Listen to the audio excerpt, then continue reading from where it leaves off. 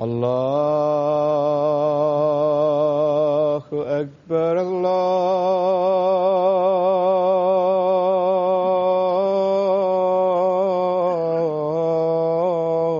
الله أكبر الله أكبر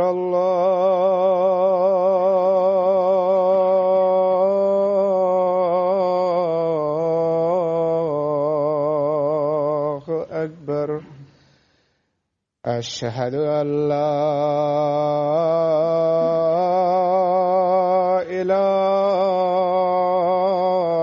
إله إلا الله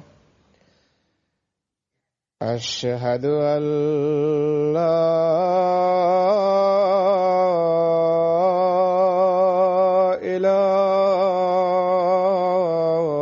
إله إلا الله أشهد أن محمدًا رسول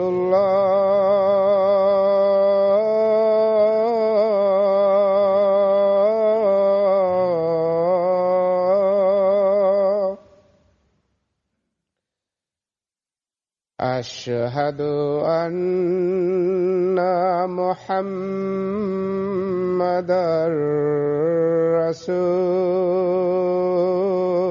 رسول الله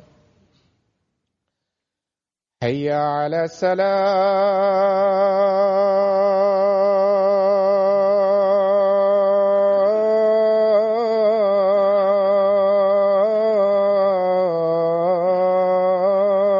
الصلاة حي على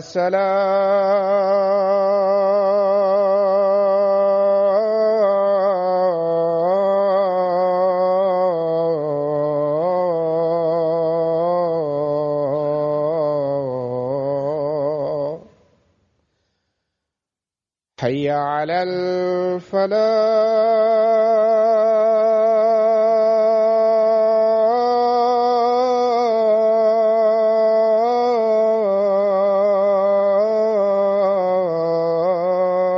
الفلاح حي على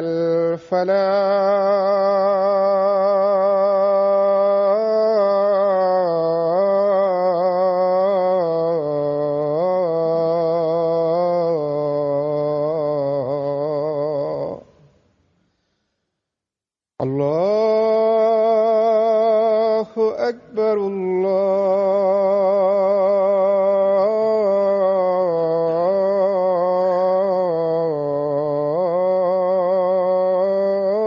الله أكبر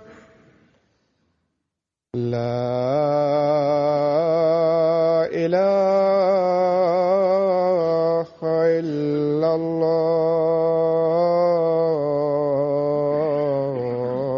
الله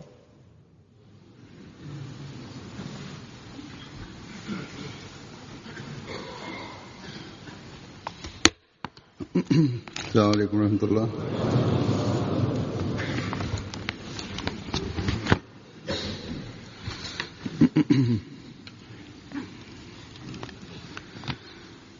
أشهد أن لا إله إلا الله وحده لا شريك له وأشهد أن محمدًا عبده ورسوله أما بعد فأعوذ بالله من الشيطان الرجيم بسم الله الرحمن الرحيم الحمد لله رب العالمين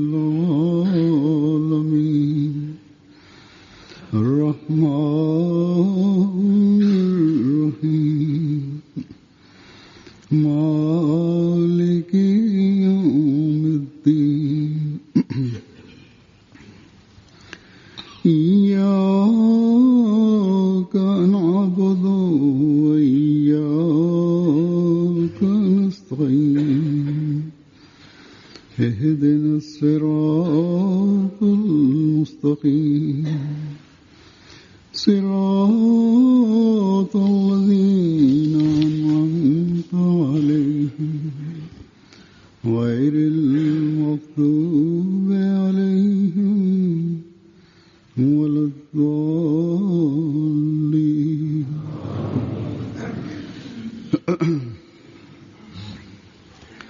अल्हम्दुलिल्लाह इस साल फिर अल्लाह ताला के फजल से यूके का जलसा सालाना अपनी तमाम तर बरक़ात के साथ और शुक्र के मज़मून को Alhamdulillah, in diesem Jahr गुज़श्ता इतवार को ख़त्म हुआ ist ein weiteres Mal durch die Segnung von Allah देखे और महसूस की die Jalsa Salana Großbritannien उन्होंने भी mit Gefühlen der Dankbarkeit zu Ende gegangen. दुनिया में बैठे हुए कहीं भी देख रहे Die Segnungen Allahs haben wir alle gemeinsam gesehen. Sowohl die Menschen, die in der Jalsagar saßen, als auch Menschen, die von überall in der Welt durch MTA diese Jalsa mitverfolgt haben. Neben MTA haben über 100.000 Menschen durch das Livestream im Internet die Jalsa Salana mitverfolgt. Das sind unzählige Segnungen von Allah, dass wir durch diese modernen Mittel und Medien Hunderttausende Menschen in der ganzen Welt diese Jalsa mitverfolgen können. Nach der Jalsa Salana erreichen uns täglich Briefe mit Empfindungen zu dieser Jalsa Salana und die meisten schreiben mir, dass wir auch von weit und fern gespürt haben, dass wir mit in dieser Jalsa Salana dabei waren. Und nach der Jalsa Salana herrscht eine eigenartige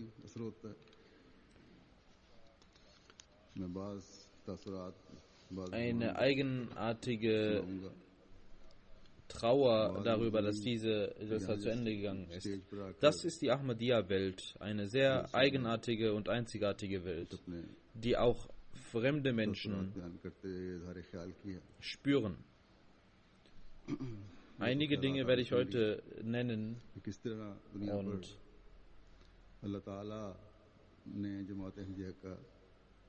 einige kamen auch hierher und haben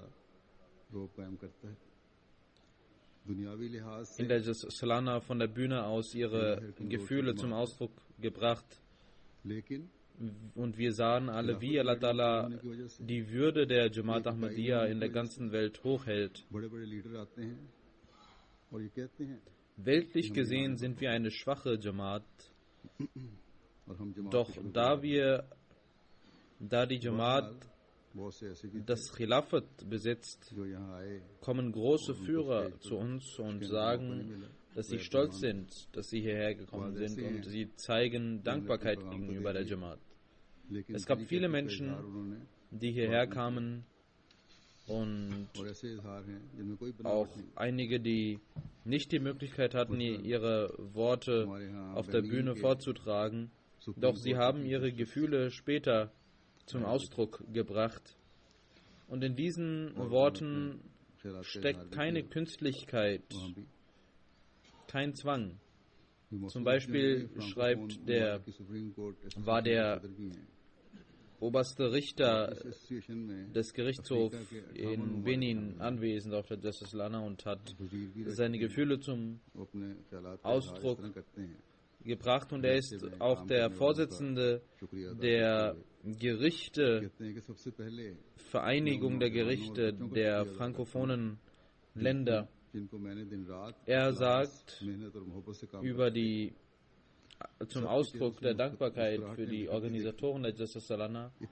Er sagt, ich möchte mich bei den Jugendlichen und Kindern bedanken. Als erstes, ich sah, wie sie Tag und Nacht arbeiteten und ich sah, wie jeder von ihnen lächelte und kein Fall von irgendeiner Hektik war zu sehen. Ich habe Aufrichtigkeit und Spiritualität gespürt. Und dieses Vorbild ist der Jamaat Ahmadiyya gemein.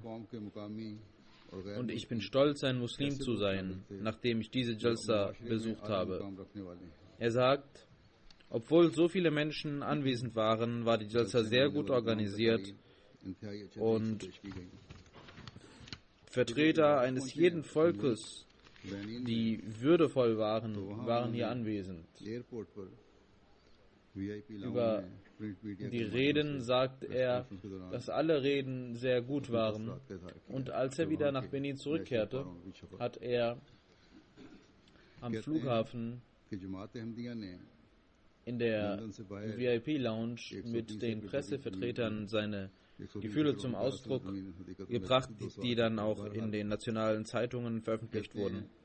Er sagt, die Jamaat Ahmadiyya hat außerhalb von London ein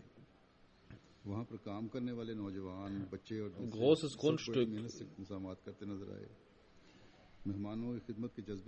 zum Leben gebracht. Und in dieser Stadt, in dieser aufgebauten Stadt, gab es alles, was die Menschen brauchten. Und wir haben dort Jugendliche gesehen, die dienten. Und ich habe niemals zuvor eine solche Jamaat gesehen, die so gastfreundlich war, die sich um jeden Gast kümmerte, wann immer ein Gast etwas brauchte. Wenn man zu einem Jugendlichen ging und ihm um etwas bat, dann hat er die Zuständigen kontaktiert und uns die Sachen besorgt. Und während der Jalsa, sagt er, wenn der Führer der Jamaat Ahmadiyya sprach, habe ich niemanden gesehen, der dazwischen sprach oder redete, sondern alle hörten aufmerksam zu. Mehr als 31.000 Menschen waren dort anwesend und es war ruhig und ich habe niemals eine solche Atmosphäre gesehen.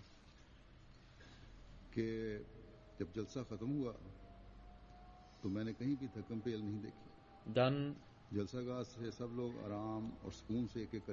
sagt er in derselben Pressekonferenz, als die Jalsa zu Ende ging, habe ich nirgendwo Hektik gesehen. Alle sind ruhig und gelassen nach Hause gegangen. Und wenn jemand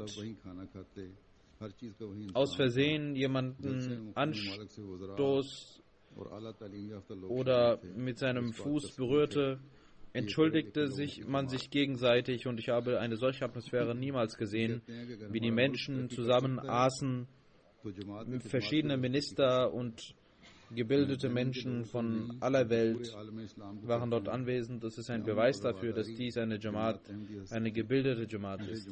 Dann sagt er weiter, wenn unser Land fortschreiten kann, Fortschritte erzielen kann, dann nur durch den Dienst an diese Jamaat. Wenn wir Brüderlichkeit und Toleranz lernen wollen, dann von dieser Jamaat. Dann sagt er, ich appelliere an die Menschen in Benin, lernen Sie von diesen Menschen den Islam. Hazur sagt, dass in Benin auch viele Feinde der Jamaat wohnen, die feindselig gegenüber der Jamaat sind.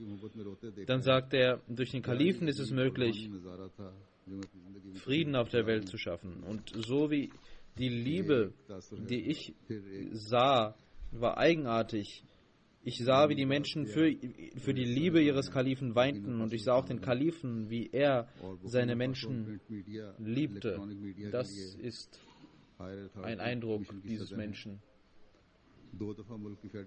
Dann gab es eine Frau, die aus Burkina Faso teilnahm Sie ist Vorsitzende der Pressevereinigung und war auch Ministerin. Sie hat ihr Land in den Vereinten Nationen vertreten. Sie schreibt, die Teilnahme an dieser Jalsa war für mich einzigartig. Ich habe in der UNO auch verschiedene Völker gesehen, doch hier habe ich gesehen, wie mehr als 80 Länder vertreten waren und allesamt in einer Kette vereinigt waren. Und ich sah keinen Unterschied zwischen Schwarz und Weiß, sondern sah, dass jeder gleichsam in der Liebe zu seinem Kalifen verloren war. Und ich sah, dass jeder ein Gast war und jeder ein Gastgeber war. Und ich sah, dass Männer und Frauen und Ältere und Jüngere allesamt sehr gastfreundlich waren und ihre Liebe war nicht oberflächlich, sondern von den Tiefen der Herzen. Für mich war es verwunderlich, dass die Frauen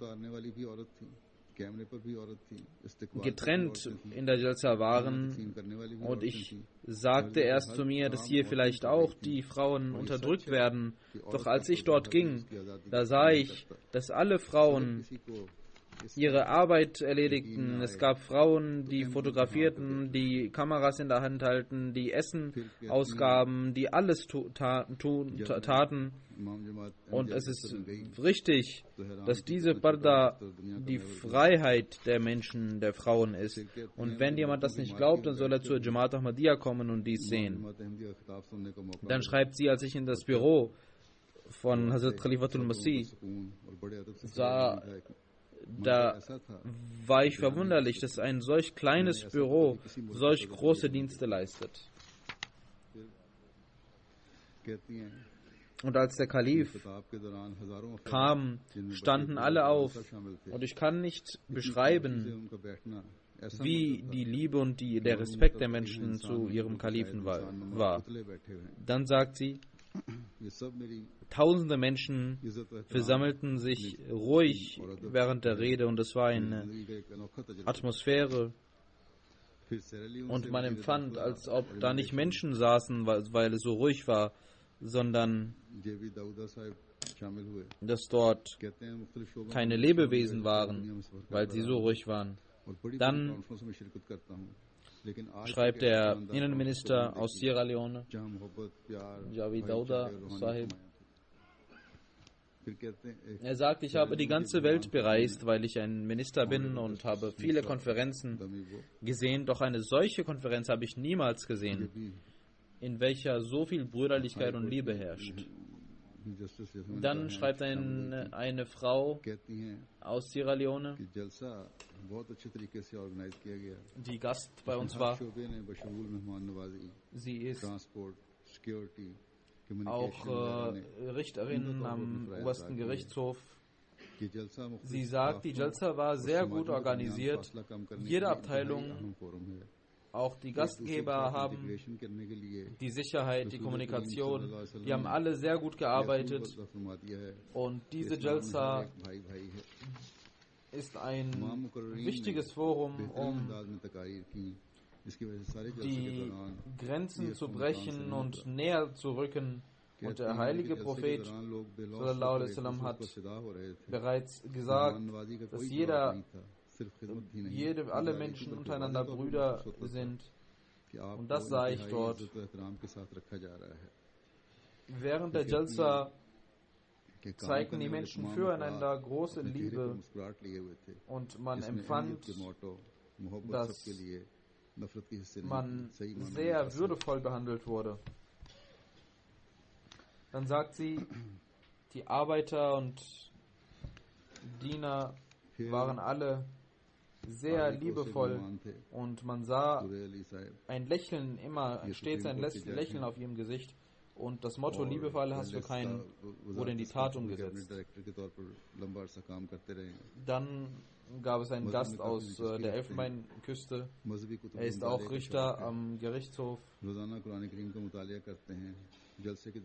und war der Direktor des Kabinetts in einem Ministerium und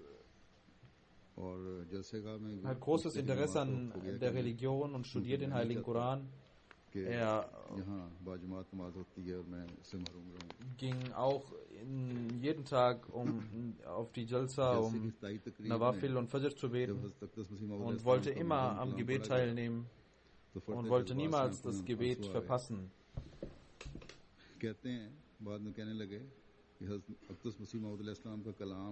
Als bei der Eröffnungsrede das Gedicht des Weißen Messias vorgetragen wurde, kamen Tränen in seine Augen und später sagte er, das Gedicht des Weißen Messias war etwas, was direkt in mein Herzen kam und ich hörte das erste Mal dieses Thema des Taqwa und konnte meine Gefühle nicht unterdrücken.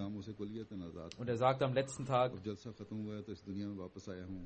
ich war 3 Tage lang von der materiellen Welt abgeschnitten und befand mich in einer spirituellen Atmosphäre, die voller Liebe war. Und jetzt bin ich zurück in meine Welt gekehrt und sehe meine Freunde. Das sind die Eindrücke der fremden Menschen, die diese spirituelle Atmosphäre spüren. Er sagt, man kümmerte sich um uns und wir können unsere Gefühle der Dankbarkeit nicht zum Ausdruck bringen.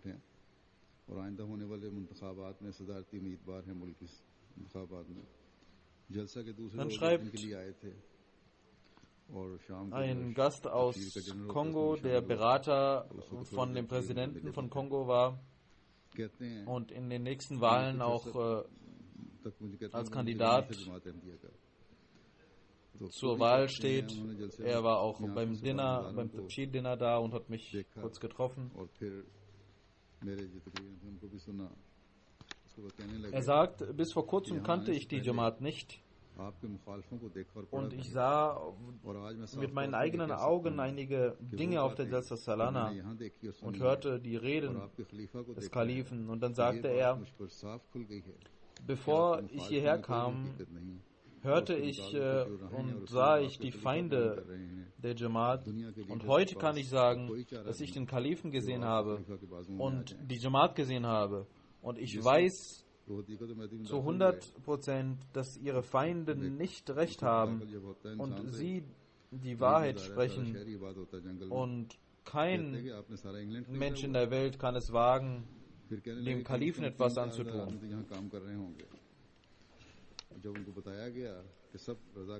Als er nach Hadiqatul Mahdi kam und diese eigenartige Atmosphäre sah, fragte er, haben Sie ganz England aufgekauft?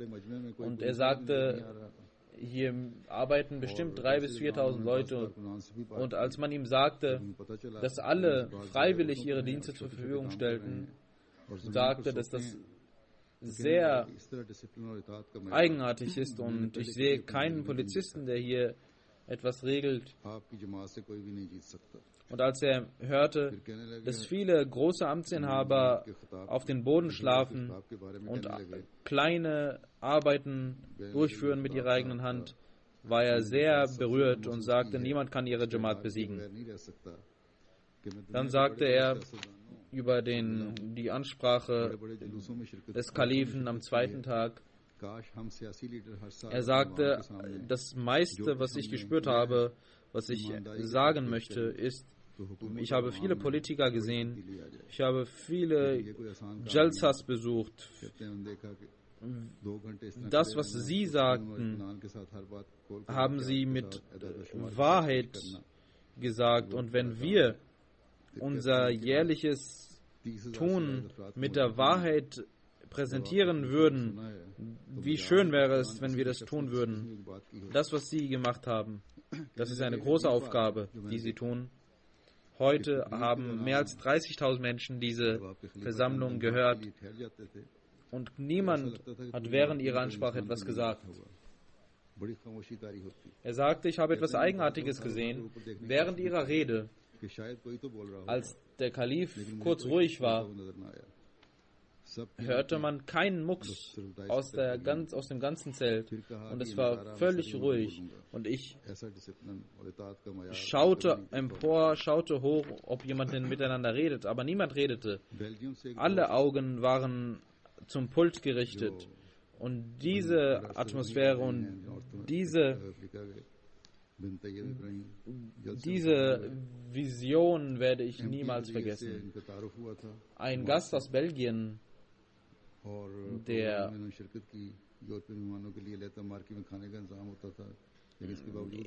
in die Jalsa besuchte, er hat die Jamaat durch MTA kennengelernt und verschiedene Programme besucht. Obwohl für ihn in einem separaten Zelt für Essen gesorgt war, für europäisches Essen, ging er in das normale Zelt, um dort zu essen. Er nahm am Bad teil und ist Alhamdulillah in die Jamaat eingetreten. Ein anderer Freund aus Belgien, Saninov, hat ebenfalls die Jalsa besucht. Er ist in Belgien der Repräsentant von der nigerianischen Gemeinschaft. Während der Jalsa Deutschland, das ist Land in Deutschland, haben 22 Menschen dort Bad gemacht. Und dort in Brüssel gibt es viele Mitglieder dieser Gemeinschaft, die in die Jamaat eingetreten sind. Und diese Gesellschaft hat ihn zum Repräsentanten gemacht und geschickt zur Jalsa Salana, um zu schauen, warum die Menschen in diese Jamaat eintreten.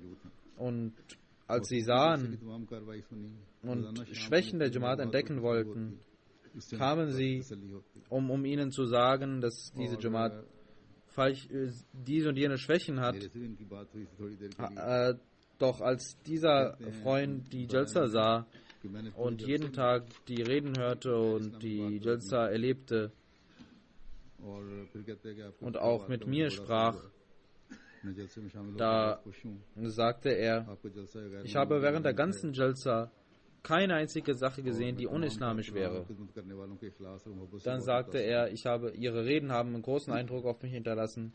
Ich bin sehr erfreut, dass ich diese Jalsa besucht habe. Ihre Jalsa ist eine großartige Veranstaltung. Und ich bin sehr beeindruckt von der Aufrichtigkeit der Mitarbeiter und Menschen, die diese Jalsa organisiert haben. Der Sadr Jamaat aus Tadschikistan nahm an dieser Jalsa zum ersten Mal teil, beziehungsweise ist schon einmal da gewesen. Er sagt, ich kann nicht zum Ausdruck bringen, was ich dort gesehen habe. Wenn man etwas in Worte fassen kann, dann kann ich nur sagen, das ist ein Wunder. Ein wahres Wunder. Und ich habe keine anderen Worte. Die Herzen der Teilnehmer der Jalsa Salana waren voller Liebe für den Messias, für den verheißenen Messias, für die Jamaat. Und das ist es, was sie Tag und Nacht zur Khidmat, zum Dienst an diese Jamaat bewegt.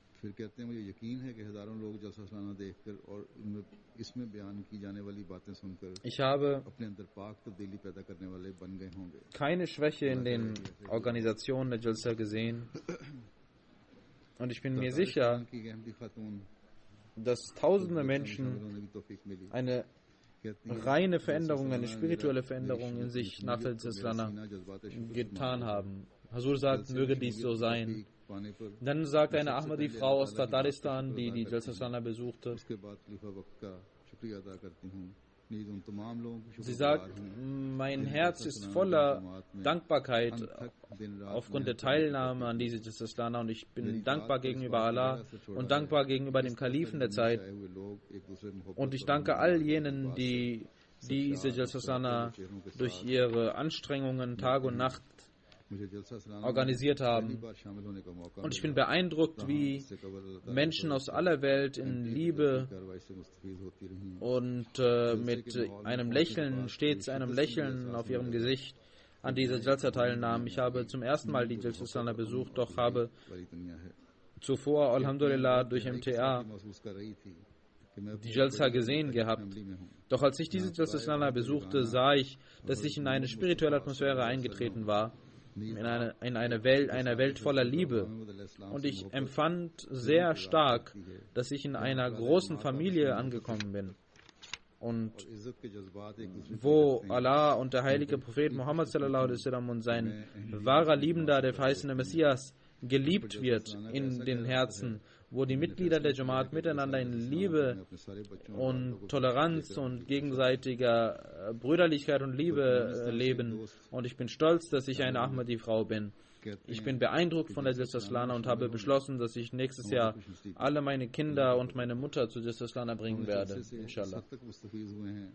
Ein Freund aus Turkmenistan sagt, die Teilnahme an der Jalsa ist eine Segnung von Allah und wir haben die Jalsa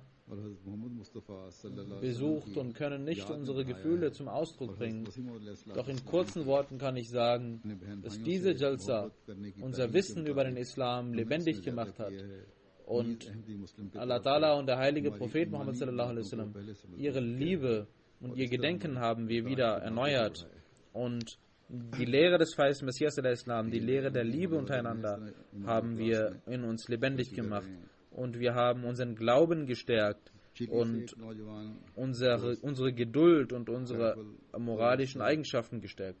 Das sind neue Ahmadis, die in ihrer Aufrichtigkeit wachsen.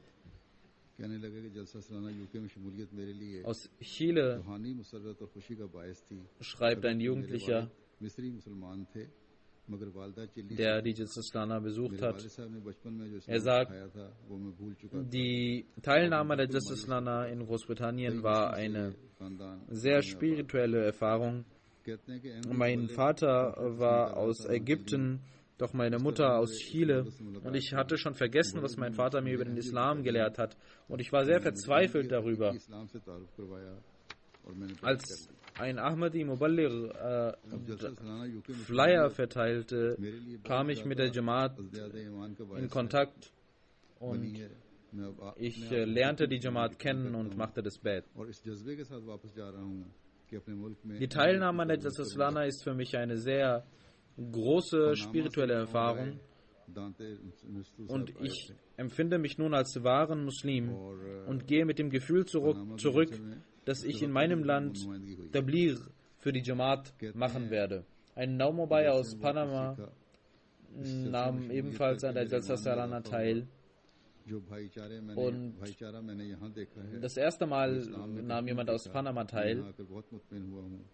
Er sagt, ich habe vieles aus der Jalsa Salana gelernt und meinen Glauben gestärkt. Die Brüderlichkeit, die ich hier sah, die sehe ich nirgendwo im Islam und ich bin sehr ruhig und beeindruckt und stolz, dass Allah Ta'ala mir die Möglichkeit gegeben hat, die Ahmadiyyat anzunehmen.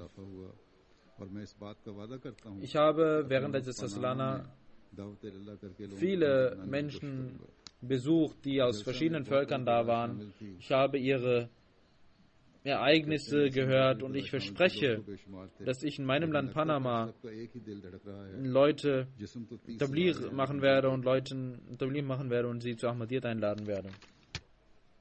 Er sagt, in der Jalsa waren viele Menschen anwesend, doch man empfand, als ob ihr Herz gleichsam klopfte. Aus Guatemala kam ein Mitglied des Parlaments. Er sagt, er ist ein Christ und sagt, ich habe die Liebe und die hohen moralischen Werte der Jamaat gesehen und diese haben einen großen Eindruck auf mich hinterlassen. Ich habe eine solche Liebe nirgendwo gesehen. Ihre Jamaat ist sehr gut organisiert und präsentiert ein schönes Bild des Islam, welches ganz anders und verschieden ist von anderen Bildern. Ich habe gesehen, dass alle gleiche Herzen haben, obwohl sie verschiedene Hautfarben haben. Und ich bin stolz, dass ich diese Jalsa besucht habe. Eine Frau aus Japan, die an der Jalsa teilnahm. Sie ist Professorin an einer Universität in Japan und kann Japanisch und Arabisch und sie ist aber keine Muslimin, keine Muslima. Sie sagt, ich habe großen Eindruck bekommen auf der Jalsa, habe viele Araber besuchen können und der Tsunami hat große Verwüstungen in Japan ausgerichtet, doch die Jamaat hat dort der Menschheit gedient und große Dienste geleistet und sie tun das, was sie sagen. Es gibt keinen Unterschied zwischen ihren Worten und ihrem Tun. Ein Mitglied des Parlaments aus Rana,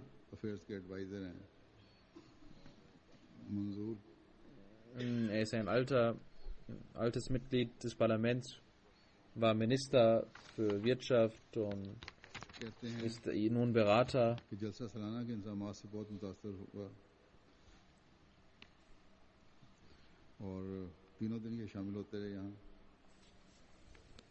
Er sagt, ich bin tief berührt von den Organisationen der Jalsa Salana. Ich habe 3 Tage lang die Jalsa Salana besucht. Und den Bericht, den ich hörte am 2. Tag, dieser Fortschritt der Jamaat hat mich sehr beeindruckt.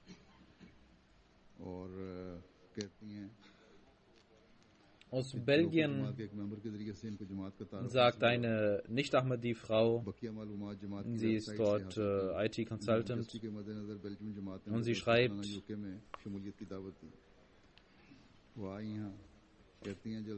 ich habe durch ein lokales Jamaat-Mitglied die Jamaat kennengelernt, habe mich weiter informiert und dort die Einladung zur Jalsa Salana in England bekommen.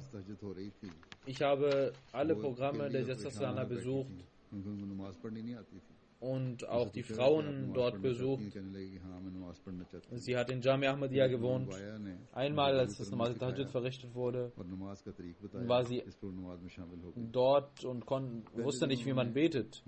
Man fragte sie, wollen Sie beten? Sie sagte, ja, ich möchte beten. Sie wusste aber nicht, wie es geht. Eine Naumubaya erklärte ihr, wie man Wuzu macht und wie man betet, und sie nahm am Gebet teil.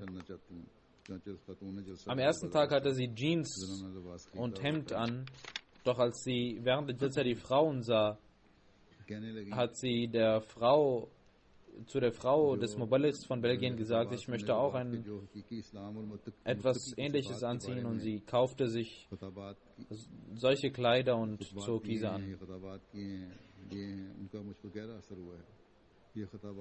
Nachdem sie meine Reden hörte, sagte sie, die Eigenschaften des Taqwa, die in der Rede erklärt wurden, haben großen, tiefen Eindruck auf mich hinterlassen, und ich habe beschlossen, dass ich Muslima werden möchte. Sie hat am Bad teilgenommen und ist in die Jamaat eingetreten. Und ich, Alhamdulillah, durch die Gnade von Allah, habe ich sie gesehen, und sie hatte eine sehr gute Parda gemacht. Diese Jalsa, diese Atmosphäre hat auf Fremde wie eigene Ahmadis großen Eindruck hinterlassen, und ein Mensch, der die Wahrheit spricht, kann nichts anderes tun, als zu sagen, dass dies der wahre Islam ist. Doch unsere Feinde,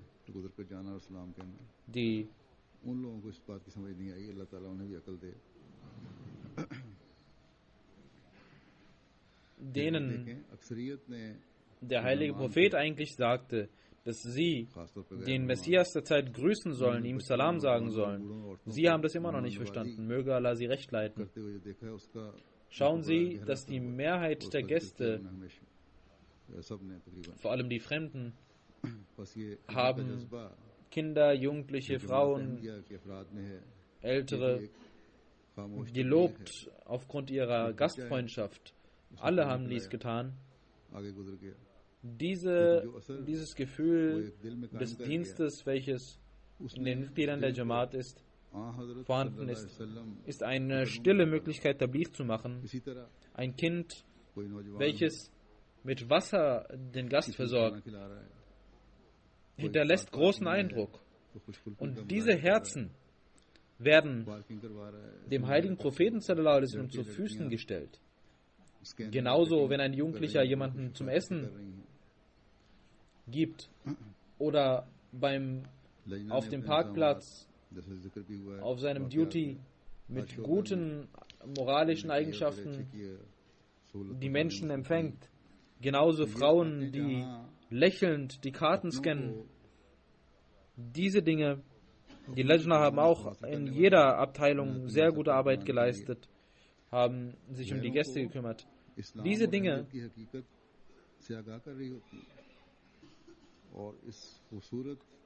sind Sachen, die die Gebete auf sich ziehen und auch fremden Menschen zeigen, was der Islam und die Ahmadiyyat ist. Und diese schöne Lehre wird dadurch verkörpert. Deswegen alle Mitarbeiterinnen und Mitarbeiter, die geholfen haben, danke ich persönlich, die dieses Jahr noch mehr, mit viel mehr Liebe und Tugenden ihre Dienste gemacht haben. Die Eindrücke, die ich bekomme, vor allem auf dem Parkplatz, habe ich sehr gute Eindrücke bekommen, dass die Menschen sehr schön empfingen und Wasser anboten. Und ein Mensch schreibt, dass ich diese Dinge sah und meine Reise, die Strapazen der Reise gingen weg, als ich diesen Empfang sah. Das ist es, was wir an den Tag legen sollten. Möge Allah diese moralischen Werte, Tugenden immer aufrechterhalten lassen. Genauso war auch Tabshir, die Gastfreundschaft von Tabshir sehr gut. Die Jamia-Schüler und Waqf-e-Nau und Waqf-e-Nau haben große Dienste geleistet und alle Gäste haben dies gesagt. Doch die Mitarbeiter sollten immer beachten, dass sie ihre Schwächen beseitigen sollten das nächste Jahr. Dann kamen viele Araber, eine Delegation von Arabern. Auch ihre Gastfreundschaft war sehr gut im Vergleich zu den letzten Jahren. Arab Desk UK und Naib Secretary Tabligh haben sehr gut gearbeitet. Möge Allah sie dafür belohnen. Letztes Jahr hat er auch gearbeitet, doch nicht so gut wie dieses Jahr. Dann habe ich viele Gäste getroffen, Fremde, die auch die Ausstellung lobten. Sowohl die Ahmadis als auch Fremde haben diese Ausstellung gelobt. Sie haben die Geschichte gelernt, die Geschichte der Jamaat. Dann Langar Khana, die Küche, war auch viel besser als letztes Jahr. Das Brot wurde auch gelobt. Genauso die Suppe. Doch ein Mensch hat sich beschwert, dass das Essen alt war. Doch ich habe selbst gesehen und auch die Menschen schreiben mir, ich habe auch selbst dort gesehen, dass das Essen nicht alt war. Es kann sein, dass dieser Mensch vielleicht altes Essen bekommen hat, aber dieser Mensch, der mir geschrieben hat, ich kenne ihn und ich weiß, dass er nur sich selbst lobt und alles andere schlecht findet. Und er hat auch geschrieben,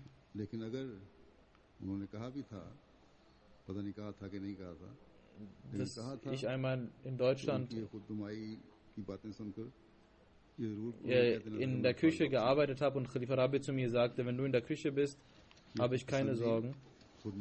Doch auch wenn Huzur das gesagt hat, इसकी इस्लाह की कोशिश करनी चाहिए हम हर एक को। Das ist ein Egoismus und eine Selbstdarstellung, sich selbst zu loben und andere zu niederzumachen. Das sollte man nicht machen. Da sollte man sich reformieren. Es ist nicht, die Arbeiten der Jamaat Ahmadiyya sind nicht personenabhängig. Das ist die Eigenart der Jamaat. Das war eine Mannschaftsarbeit. Alle haben miteinander gearbeitet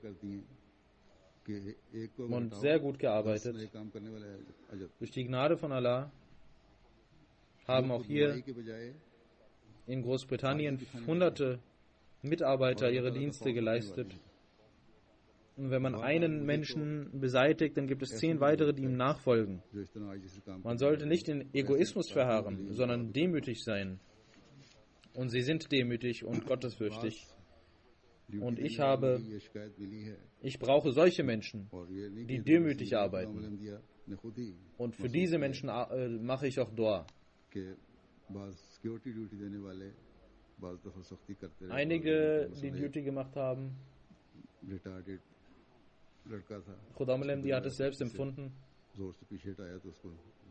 dass einige Sicherheitsmitarbeiter manchmal hart waren. Zum Beispiel ein behindertes Kind wurde beiseite getan und musste Schmerzen erdulden. Die Mitarbeiter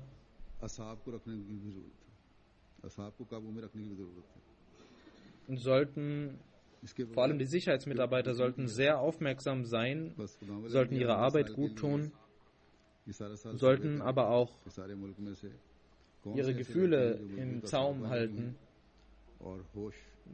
Ohne diese Sache kann kein Sicherheitsduty gemacht werden. Für die nächsten Jahre soll die Khuddam al-Ahmadiyya im ganzen Land schauen, welche Jugendliche stark sind und auch ihre Gefühle unter Zaum halten können, und solche Menschen sollten das Sicherheitsduty machen. Und ich habe auch eine Beschwerde bekommen, und vielleicht ist diese Beschwerde auch richtig, dass zwischen dem Männer- und Frauenzelt,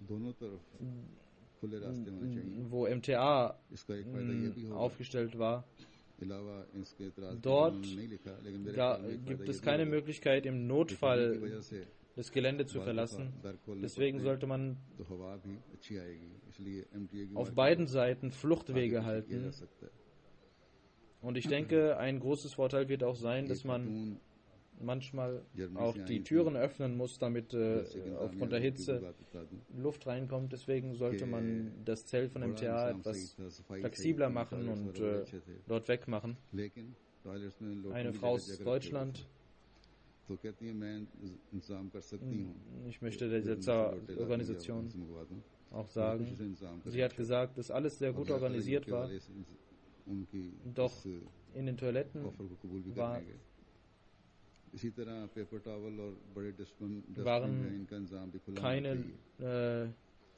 waren Gefäße, die nicht geeignet waren. Und sie hat gesagt, dass sie aus Deutschland diese Gefäße organisieren kann, und ich denke, dieses Angebot sollte man annehmen.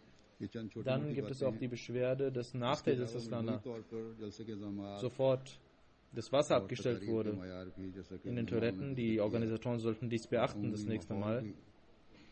Das sind ein paar kleine Dinge, aber insgesamt waren die Organisationen der Jalsa und die Reden, wie auch die Gäste gesagt haben, und auch die Atmosphäre durch die Gnade von Allah sehr hoch.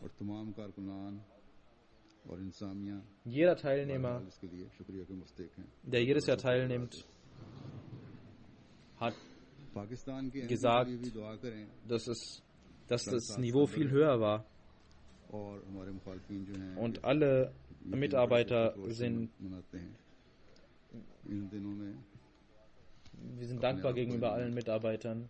Beten Sie auch für die Mitglieder in Pakistan. Morgen ist der 7. September und unsere Feinde feiern diesen Tag, weil sie an diesem Tag alle gemeinsam das Hadith wahrgemacht haben. Wie auch immer, haben sie die Jamaat Ahmadiyya separat präsentiert und aus dem Islam ausgeschlossen. Sie feiern diesen Tag mit Versammlungen, mit Beschimpfungen. Sie beschimpfen den verheißenen Messias al-Islam auf eine sehr dreckige Art und Weise. Und all das wird im Namen des Khatm an-Nubuwwat getan. Und dieses Mal möchten sie 10 Tage feiern, um ihre Ziele zu erreichen.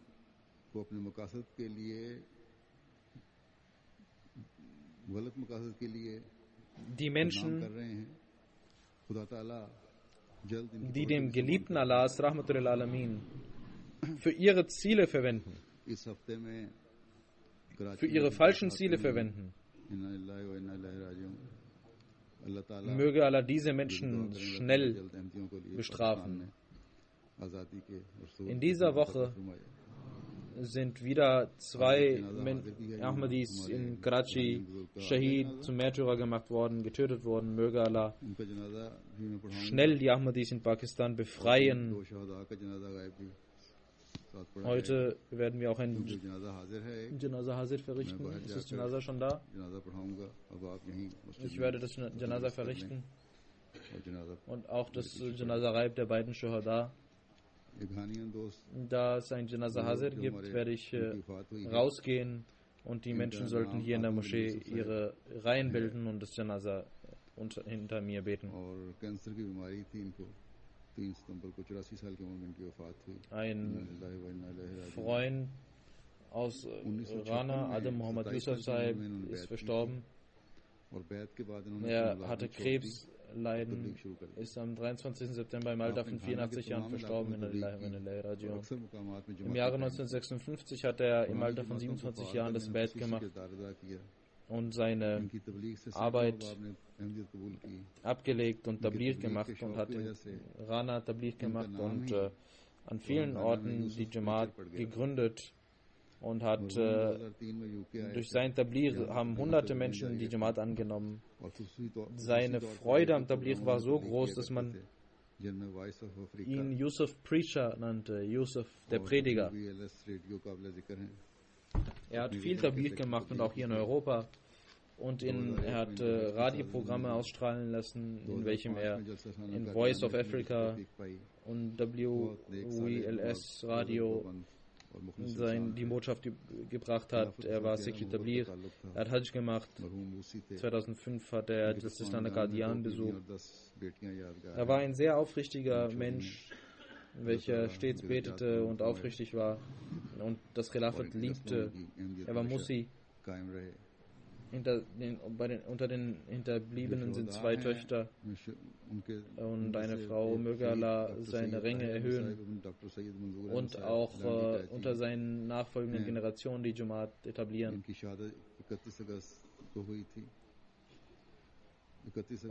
Unter den Shuhada ist Sayyid Tahir Ahmad Sahib und Sayyid Manzoor Ahmad Sahib aus Karachi.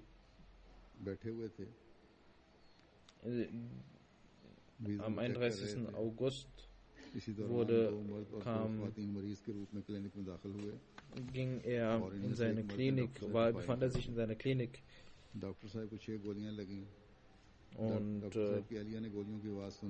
inspizierte die Patienten. Da kamen ein Mann und eine Frau und der Mann feuerte auf Dr. Sahib mit 6 Schüssen und als seine Frau dies hörte, dachte sie, dass es draußen war. Doch als die Nachbarn dies hörten, sahen sie, wie 4 Menschen aus der Klinik rausrannten und sah, dass Dr. Sahib auf dem Boden war und Blut überströmt war. Er legte ihn in das Auto, doch während der Fahrt zum Krankenhaus verstarb er. Sein Großvater Hakim Fazlillahi Sahib nahm die Jamaat an während des Khilafats von Hazrat Masih Sani Radhiyallahu anhu. Sein Opa war aus Gujranwala und 1970 zog er nach Karachi. Während des Shahadats war er 55 Jahre alt,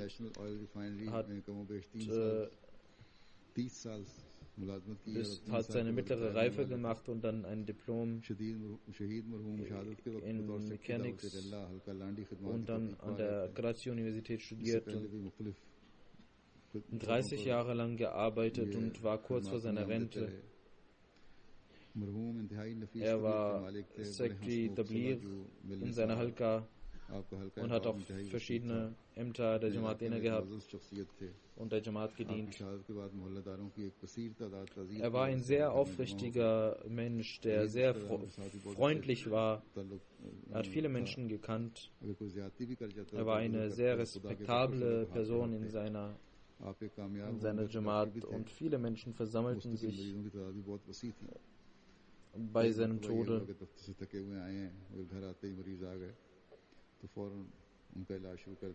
Er war ein homöopathischer Arzt, sehr erfolgreich und oft hat er, als er von der Arbeit kam, hat er immer noch weiterhin seine Patienten behandelt. Er war ein aufrichtiger Mensch, der betete, der Tahajjud betete, regelmäßig.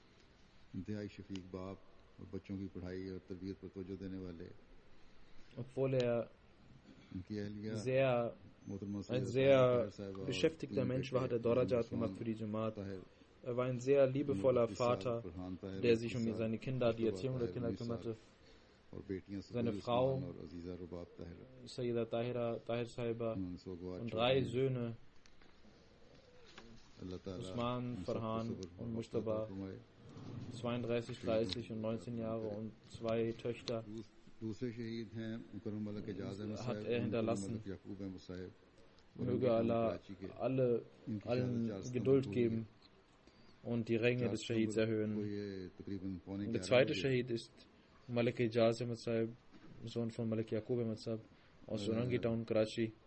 Er ist am 4. September ermordet worden. Um Viertel vor 11 verließ er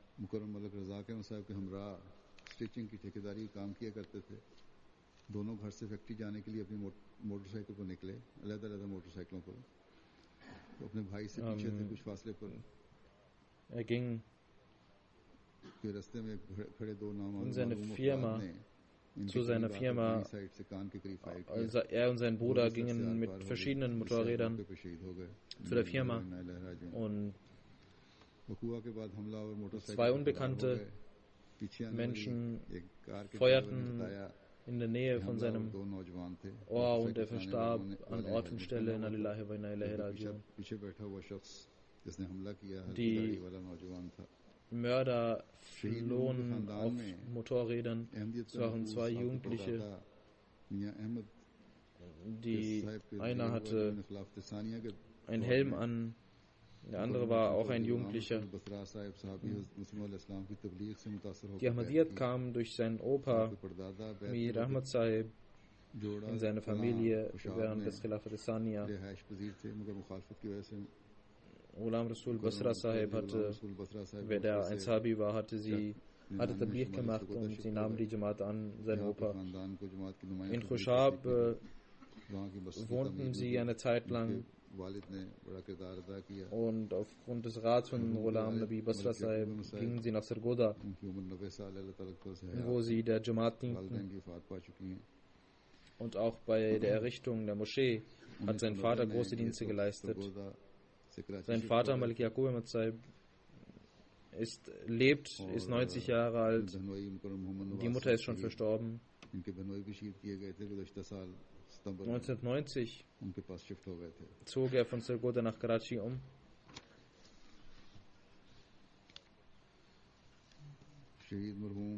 Auch sein Schwager wurde im September umgebracht. Dort zog er hin.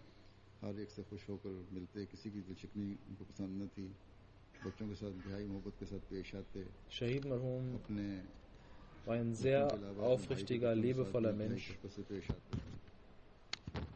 der jeden Menschen mit Liebe begegnete, der seine Kinder liebte. und auch nicht nur seine eigenen, sondern auch sehr liebevoll zu anderen Kindern war.